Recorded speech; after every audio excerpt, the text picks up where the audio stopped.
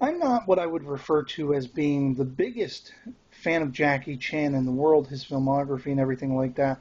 I'm certainly a fan of him, of himself, the the amazing physical, things he's been able to do in film, the martial arts, the prowess he has through the course of his filmography, his career. But I think for me personally, there are only a select few movies that I've actually seen of his to begin with, but that I would go back to as far as being very entertaining movies. Those being, for example, The Tuxedo, which actually starred a 90s Hollywood heartthrob of mine, Jennifer Love Hewitt, alongside him.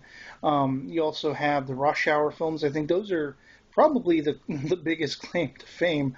Very funny movies, very crisp witted, and there's lots of action, martial arts. Chris Tucker and him play off each other so well. It's such a good sort of buddy cop, buddy comedy kind of thing, kind of vibe. And especially with Rush Hour 2, you had Ziyi Zhang coming in there and just kicking all kinds of ass. So, I mean, these movies are awesome. But one of the things that has kind of become a peeve of mine, and especially Americanized Jackie Chan films, is this one-trick pony of a joke of his being unintelligible in his speaking, not speaking clear, concise, understandable, English and stuff like that. And they're banging on and on and on in all these different movies. Can anyone understand what you're saying? I mean, there's a line in The Tuxedo where Jennifer Love Hewitt says that to him. There is an overabundance of these kinds of, playing back and forth segments where they're dissing his way of speaking in the Rush Hour films. And I mean, in those films, the comedy, there are certain jokes all throughout where they take an almost racist kind of slant, and I've kind of not excusing it, but I've kind of been under the impression, well, the races making the jokes are, those are the actors' races, so if they're okay with it, they got to be playing it for laughs, and people are going to laugh at it, not get offended, understand what they're doing. They're not trying to be offensive and stuff, or basically diss certain races and cultures and stuff. But I mean, we get it. Jackie Chan, like Arnold Schwarzenegger, has a pronounced dialect.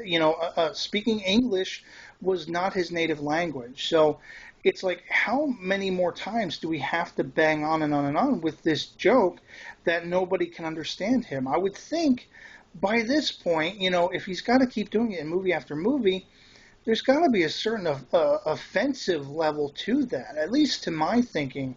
It just seems like, we get it. He can't speak that clearly, but you can understand what he's saying. And this is where the use of that wonderful mechanism known as subtitles could be put in the mix. You know what I'm saying?